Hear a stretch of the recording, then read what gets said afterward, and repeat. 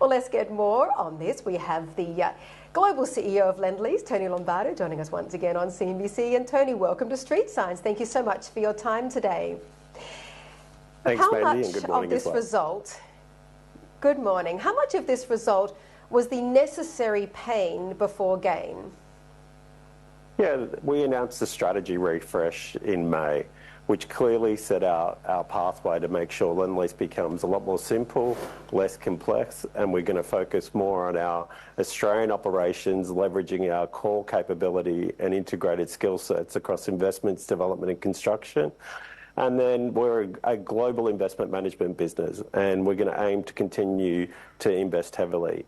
The impairments we've taken relate to a number of things, from the write-down of the goodwill in our construction operations and deferred tax assets, and across a number of our international development projects, we've taken just under $550 million worth of impairments, plus we've allowed for redundancies to support the restructure across the group. So these actions were well announced in May. They do set the business up for things we need to focus on. And now it's really turning our attention to the execution of that strategy. And we're already halfway complete on our asset sale program for FY25 with some 1.9 billion announced transactions of our 2.8 billion target.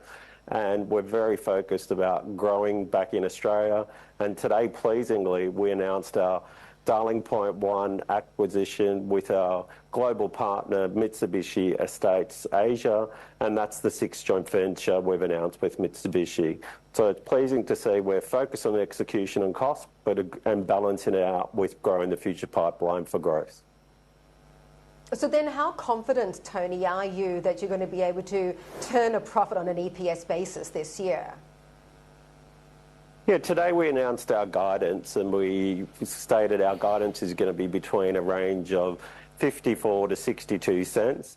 And today, as we sit, we've already got 48 cents within that range of secured and highly probable earnings coming through.